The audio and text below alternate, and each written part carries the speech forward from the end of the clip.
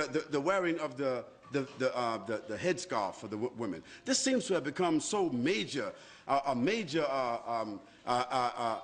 aggravation. Why should women who want to wear a veil, why should this have been such a source of aggravation today? Why is that? I don't understand it. I mean, if a naked woman walked in this room here, meaning wearing a bikini or a G-string, she would have the right to just walk just like anybody else. If a woman came down here and she was wearing a G-string and walked right across here and went back upstairs and came down, matter of fact, there was 2 or 3 of them, we would be like, whoa. What's going on here? But we couldn't say anything because it is accepted in the society for a woman to wear this in public. And there are some beaches in this country and some places in this country where you got some people call themselves naturalists. You know what they are. I don't have to tell you. That is, they believe that they should just walk around all the time naked. Now, that we can't make a judgment call because according to legislation, the naturalists have a right.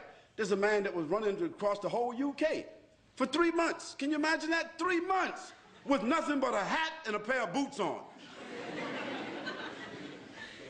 I mean, he's running. Can you imagine a man running through a village? Nothing but a hat and a pair of boots on. Because he's a naturalist and these are his constitutional rights. And for 3 months, nobody could say anything about it.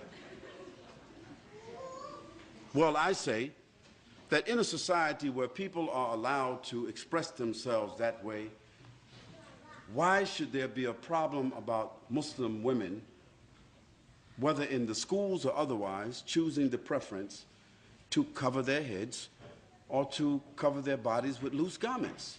Why should there be such an uproar?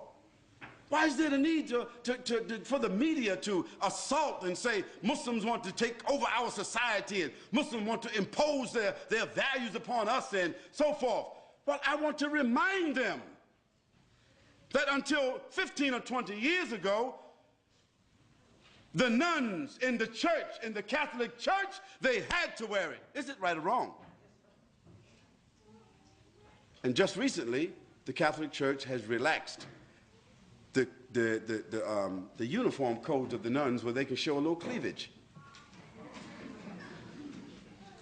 They can now wear a little bit, you know, put the cross right there in the middle. They don't have to wear a headpiece anymore, and they can show a little bit of thigh. Well, that's their right.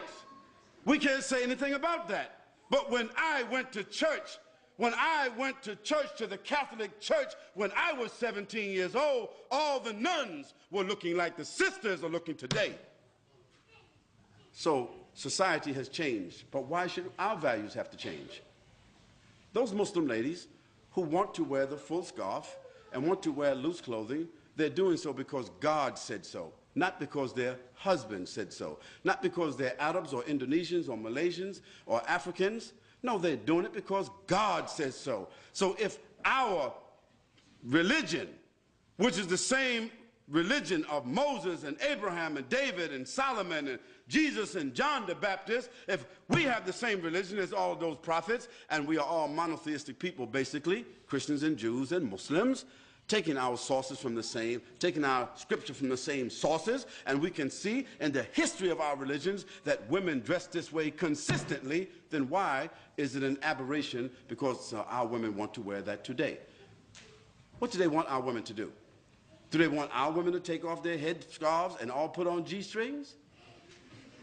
Would that be sad? Or now y'all all the same, now it's okay.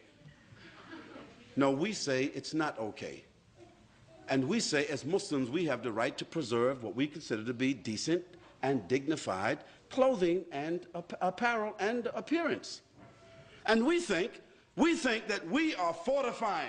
We think that we are making a good moral contribution. We think that we are doing something that will support the morals, the principles and the status of women in this society. We say that's what we think we're doing. And do we have the constitutional right to make what we consider to be a moral contribution to the fiber of this society based upon our religion? Of course we do. And we don't have to apologize. And if somebody wants to know, if we are unable to explain, we do not have to explain. But what we should do is, the people of the media, or the people of government who feel that they don't understand what's going on, we should send them to people who are qualified to expound upon this issue in a dignified, educated way, so that people would not think somehow or another that all these women who are wearing these scarves got an AK-47 underneath their scarves, or they got a bomb, they coming inside somewhere with a bomb. You know, stereotypes. But the issue is, we Muslims, the Muslim ladies in particular, you do not have to explain to anybody why you are dressed the way you are dressing. Just like others who are undressed do not have to explain to anybody why they are undressed.